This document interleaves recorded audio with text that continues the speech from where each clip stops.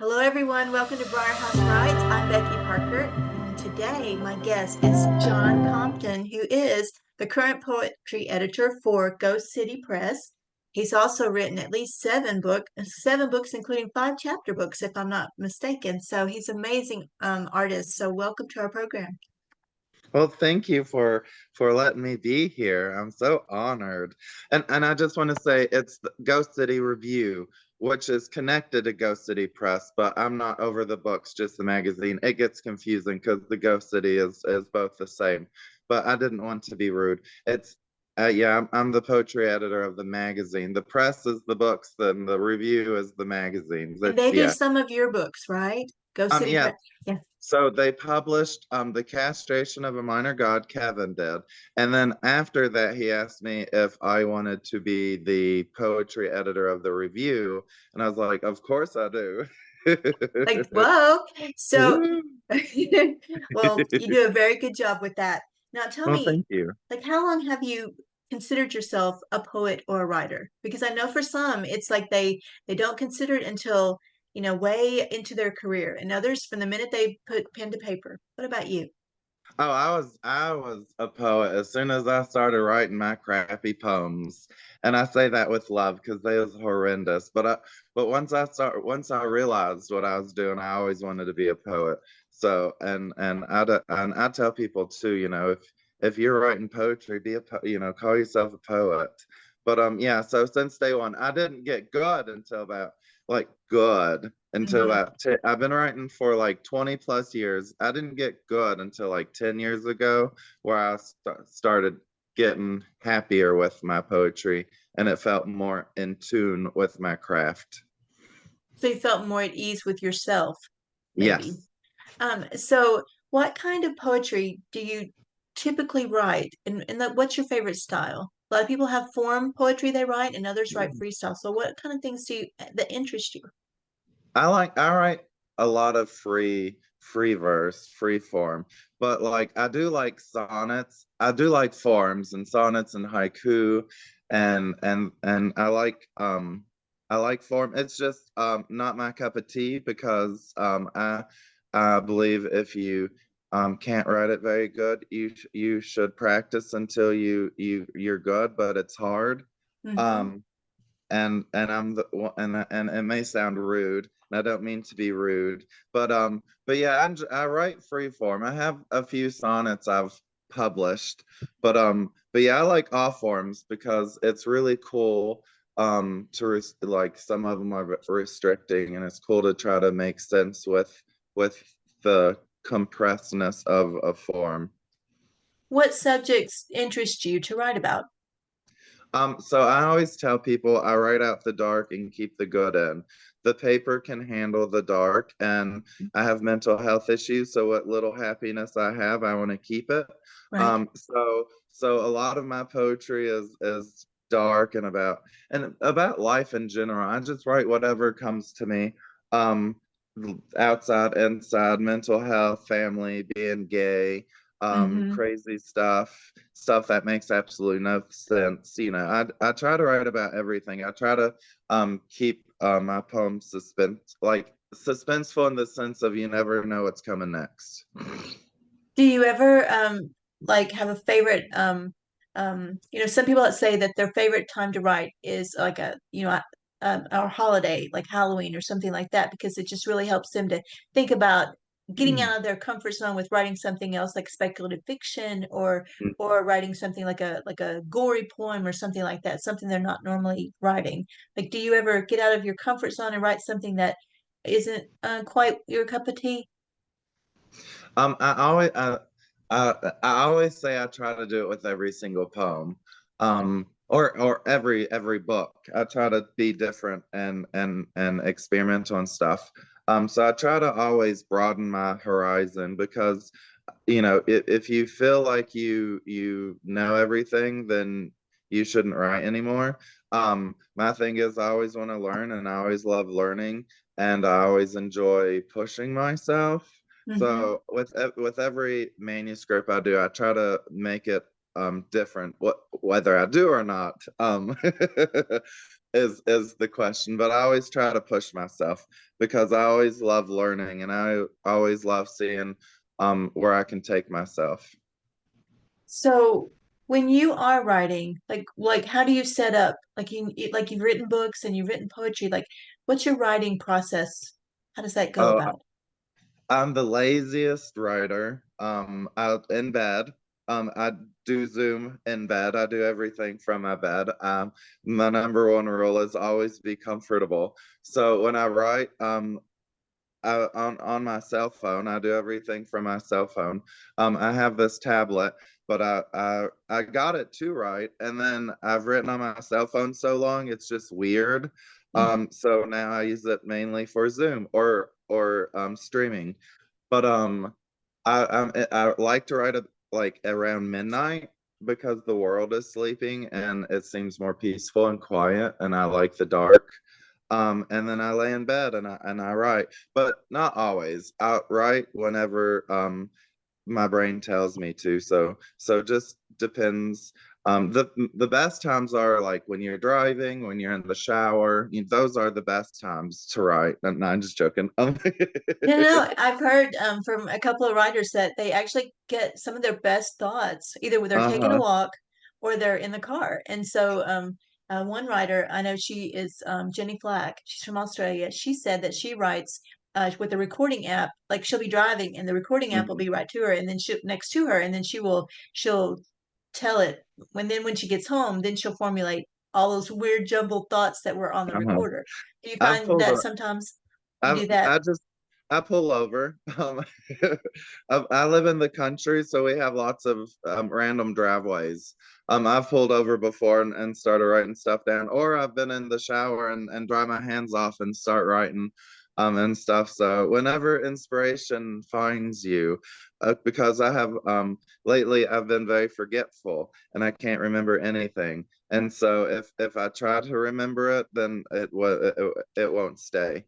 And so as soon as it comes, I start writing. Um, and when I had a job, I would write while I worked.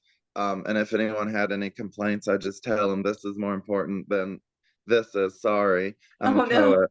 Um, you'll just deal with it for 3 or 4 minutes. Like I'm thinking while I'm getting your stuff Uh-huh. out. Yes. But I worked as a server a lot, so it made it easy if I needed to write something. It was a lot easier than like a factory job. Yeah, because you can't be really concentrating on your poetry when you're trying to assemble, all the Uh-huh, parts, yeah. the bits and bobs. Yeah. Yeah, Um, they want you to do a million an hour. so tell me, have you joined any kind of like critique groups or any kind of open mic events or anything like that that kind of enhances your writing? Like, are you a part of any type of group that kind of sticks with you, that you're like a mentor group or any kind I of um event?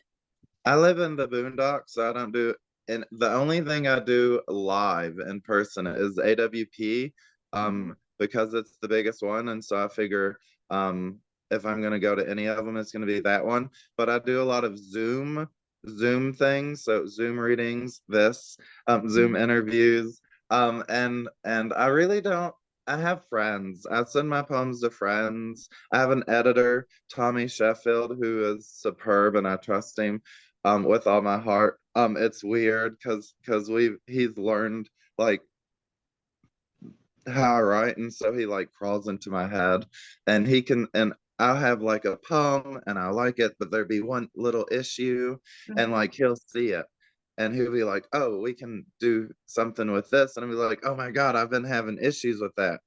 So but critique group or whatnot, not really, I don't think. I like helping people edit their poems, Mhm. and showcasing their poems, and like I'm the poetry editor of Go City Review, and I have full control of that. So that's really fun. To like bring people's poems to the world. Sorry, I'm random and I get off topic. No, in fact, that's a really good thing that you said because I was going to ask you, how do you know um, how to move someone else's work forward? Because it's different when you're trying to move your own work forward. Like you said, you have someone to help you, but when you're in the driver's seat and you're helping somebody else, what is that like? So I try, Tommy has taught me a lot. Um, but so when I am helping someone edit, I try to read their poems and see how they wrote them because, and I call it when I edit, I say suggestions because really it's not my poem. And I try to see how they wrote the poem and I try not to make it how I'd write the poem because I'm a weird writer. Um, so yeah, it's sometimes it's hard. But it's fun to try to help someone create something using their technique and stuff. And also, like with Ghost City Review, I basically publish everything I love. Um, and I don't try to tell people much to change their poem. My thing is, if I love it, then it's perfect as it is. And if there's issues with it, um, I'll send a lovely, sweet rejection letter to tell you, please submit again. I try not to send personal, like too personal, because they annoy me and I don't like super personal. But if there's that poem I love a lot and it had a few issues, I tell them to please send again. Like we have a please we I have a thing that says please wait 4 weeks. But if I really loved your poem, but it needed something, I'll erase that part and be like, please submit again as soon as possible. Because I don't want people to get angry at me. They're not there for editing tips. They're there to, for their poem to be published or not. But we're a monthly issue, so it's not like you have to wait months and months and months because we publish Ghost City Review monthly. Hmm. So, how hard is it for you to send someone a poem back if you don't like it? Like it, because that's hard. It sounds like it's hard for you. It's hard for If I them, don't but if I don't like a poem, oh, this is where I've become a evil person. If I don't oh, like a poem, the rejection's not that hard. But what is hard is when I know the poet and I know they're a really good poet, and then they send me poems that I don't think are very good or up to their standard because I've read their poems. And then so I'm just like, what is wrong with you? You are better than this, sending me these poems. How dare you?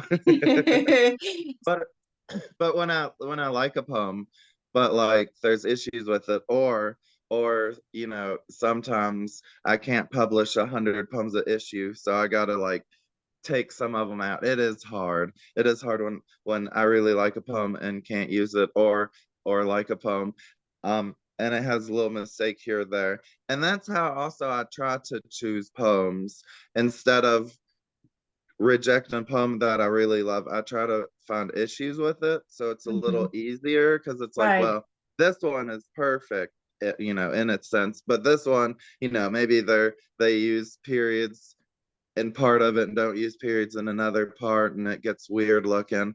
So I try to do it that way too. Um,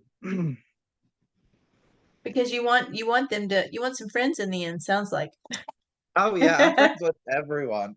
If you ask, it was funny when this year was my second time at AWP, and my friend who I talk to all the time, this was her first year, and this was my second year, and she told someone, she's like, meet John, and the person was like, oh, everyone knows John, um, and that's my goal is to be friends with everyone, like the big poets, the littler poets, the like in their beginning poets and advanced poets, whatever words you want to use.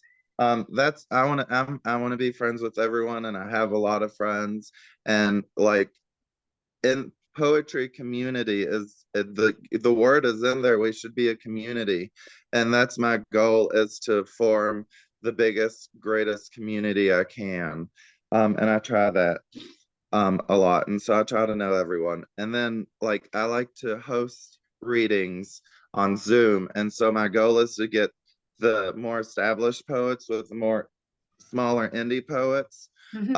and have them read together, because one, like the established poets, they don't read very often with smaller poets, and then the smaller poets want to read with the bigger poets. It's like, oh my god, I got to read with so and so. But I've had where the more established poet hasn't heard of this poet and they're excited and they're like, oh my God, your poetry is really good and stuff. So that's my goal too, is to combine um people. And when I mean established, I mean, like Cia Conrad, Richie Hoffman, um, Taylor Bias, them poets to like the indie poets who are new or who are working it out, and I don't mean to be rude. People have words, all kinds of words, but Well, but that's my go to. some people are in it for a few years, and some people have been writing for 25 years. So is that Yeah, what you mean?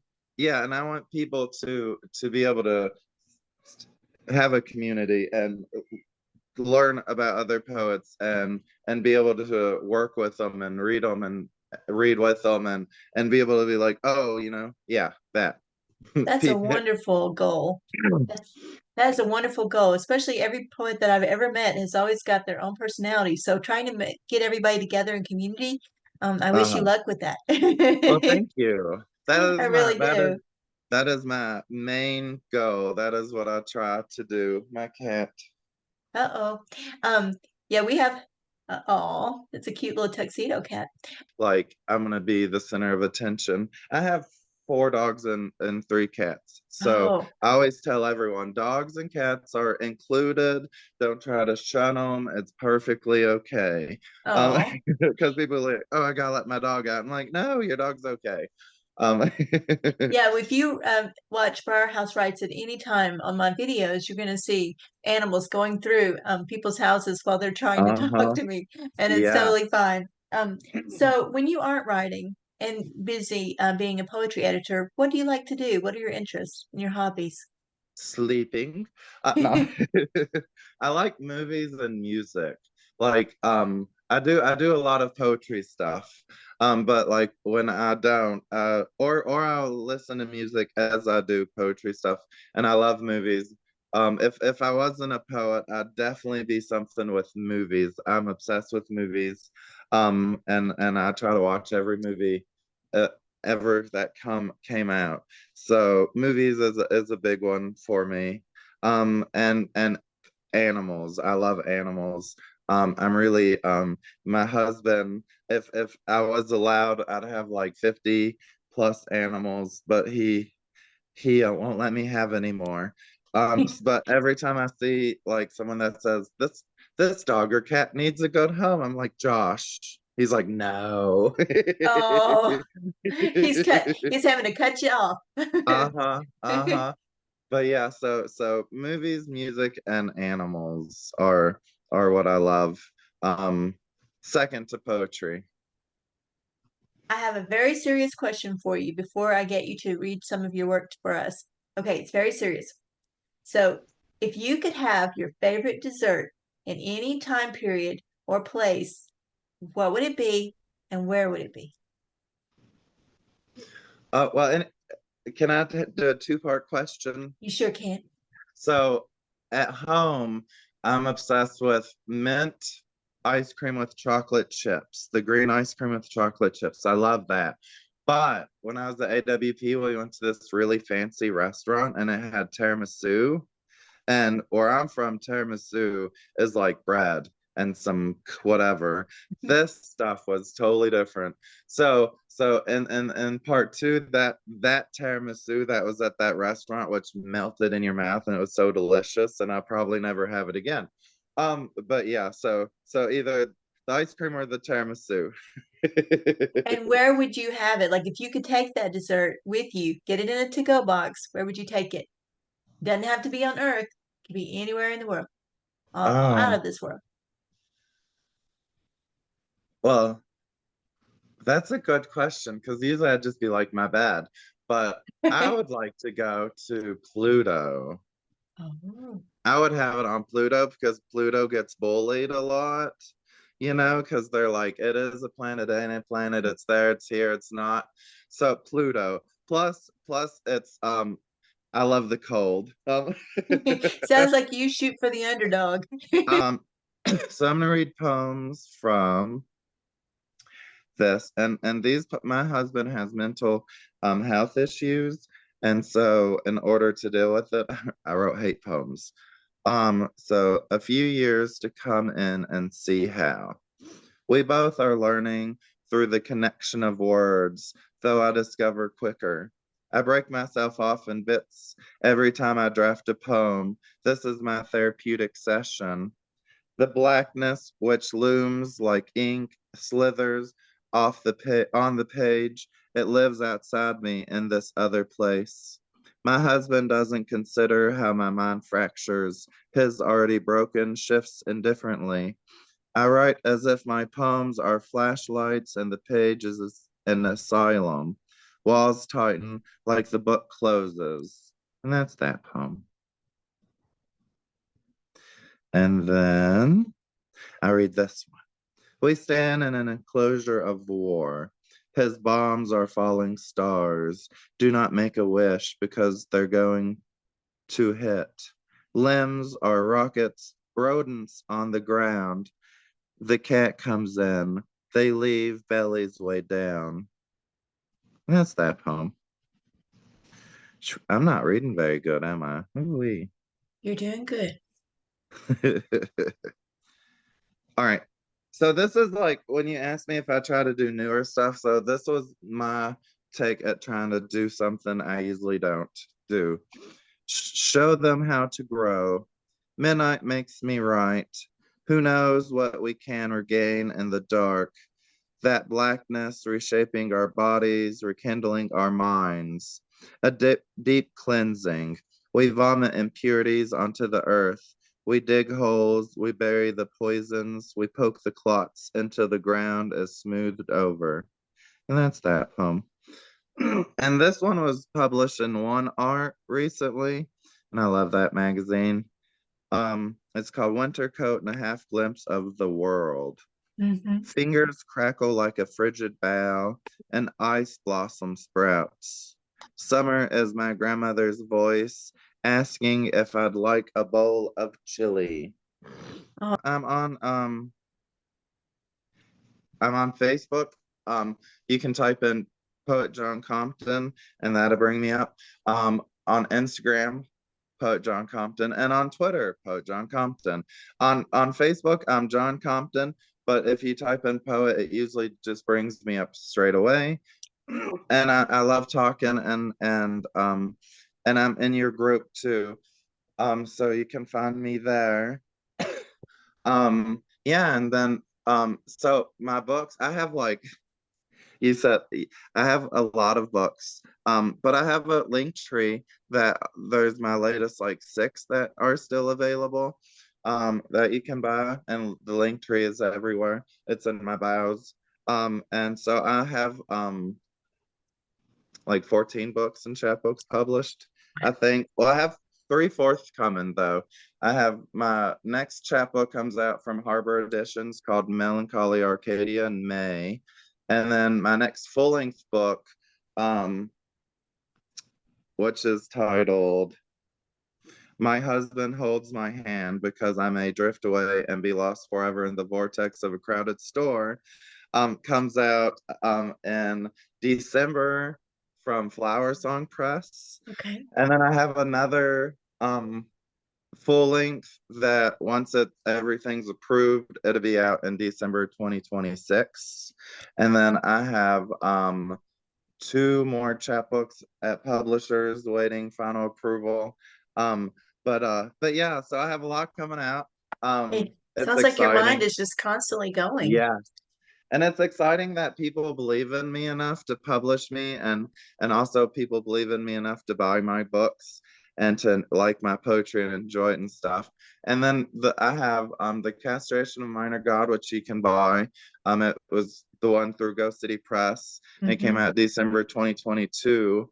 And then I have Blacked Out Borderland from an Exponential Crisis, which is a chapbook, Right. but Ethel Zine and Micropress, they only publish chapbooks, and I wanted them to publish it. So it's technically a full length book, but I love what they do because they hand bound, they hand make all their chapbooks, and it's very beautiful. And then and that one's or my, the Castration Minor God's 12. This one's 10. And then I have How We Liberated with Secretly Modified, and it's through Etch Press, and it's 11.99 or 12. And it's a chapbook, but it's bigger. My chapbooks are long. And then I have an older one that is through Blood Pudding Press with Juliet Cook, and she hand makes all her chapbooks too, but it'll be forever available because she makes like 3 or 4 copies at a time, and it's titled "I Saw God." Cooking Children Paint Their Bones, and it's $7. And then I have a really old chapbook that I did myself when I like a long time ago that I promote every once in a while, and it's only $1 on Kindle, and it's called That Moan Like a Saxophone. And it's like a story in poem form. It's about long distance relationship that didn't work. Sorry, I usually don't get to talk about my books like this and stuff, so I just No, wanted this is good because I want people to be able to find you and to be able to know that you are really putting your work out there. You're not only promoting everywhere. others, but you're getting it everywhere. But John, Uh-huh. thank you so much for talking with us today. Oh yeah. Yes.